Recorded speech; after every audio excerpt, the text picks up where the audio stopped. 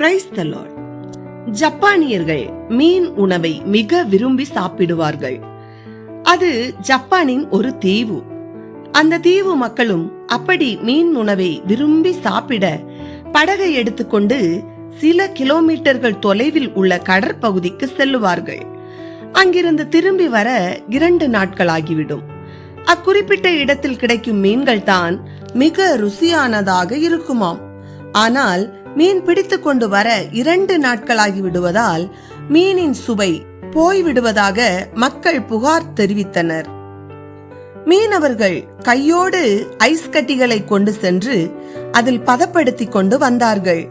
ஆனாலும் மக்களுக்கு திருப்தி இல்லை. ஃப்ரெஷ் மீனுக்கும் ஐஸ் கட்டியில் வைக்கப்பட்ட மீனுக்கும் சுவை வேறுபடுவதாக மீண்டும் புகார் கொடுத்தனர். இப்பொழுது மீனவர்கள் ஒரு சிறு தண்ணீர் தொட்டி ஒன்றை செய்து அதில் மீன்களை பிடித்து போட்டு கொண்டு வந்தனர். ஆயினும் அத்தனை பெரிய கடற்பரப்பில் நீந்தி கொண்டிருந்த மீன்கள் சிறிய தண்ணீர் தொட்டியில் 2 நாட்களாக சோம்பி கிடப்பதால் மீனின் சுவை குன்றி போவதாக மீண்டும் மக்கள் புகார் தெரிவித்தனர். என்ன செய்வது என்று யோசித்த மீனவர்கள் இப்போது புதிதாக ஒரு யோசனை செய்தார்கள். அதாவது ஒரு குட்டி சுறா மீன் ஒன்றை பிடித்து அந்த தொட்டிக்குள் விட்டு விட்டார்கள். இந்த சுறாவிடமிருந்து தப்பிக்க அந்த மீன்கள் எல்லாம் அந்த தொட்டிக்குள் ஓய்வின்றி வேக வேகமாக நீந்தி கொண்டிருந்தன. இப்பொழுது 2 நாட்கள் கழித்து வந்த அந்த மீன்கள் முன்பை விட மிக சுவையாக இருந்தனவாம்.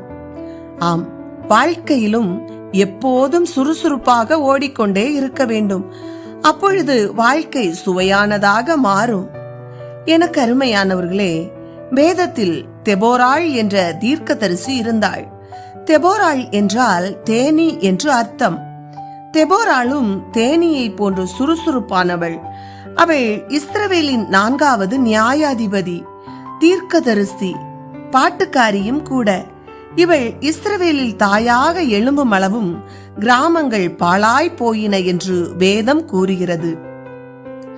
ஆம், தெபோராள் போல அநேகருக்கு தாயாக மாறி அநேகரை தேற்றுவோம். மேலும் நீதிமொழிகள் புத்தகத்தில் சாலமோன் குறிப்பிடும் குணசாலியான ஸ்திரீ மிகுந்த சுறுசுறுப்புடையவள்.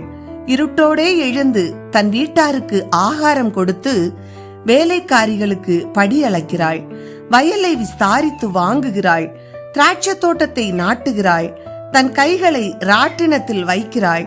அவள் விரல்கள் கதிரை பிடித்திருக்கிறது. சிறுமையானவர்களுக்கும் ஏழைகளுக்கும் தன் கரங்களை நீட்டுகிறாள். இரத்தின கம்பளங்களை தனக்கு உண்டு பண்ணுகிறாள். ஆட்டு மயிரையும் சணலையும் தேடி அதை கைகளால் உற்சாகத்தோட வேலை செய்கிறாள். மெல்லிய புடவைகளை உண்டு பண்ணி விற்கிறாள். கச்சைகளை வர்த்தகரிடத்தில் ஒப்புவிக்கிறாள். அவள் வியாபார கப்பல்களை போல் இருக்கிறாள்.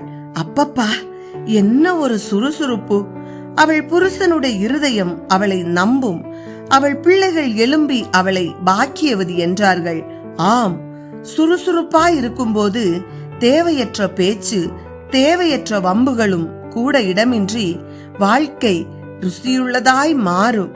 தேவனுடைய பிள்ளைகள் சோம்பலாயிராமல் சுறுசுறுப்பாயிருப்போம். கர்த்தர் தாமே உங்களை ஆசீர்வதிப்பாராக. ஆமேன்.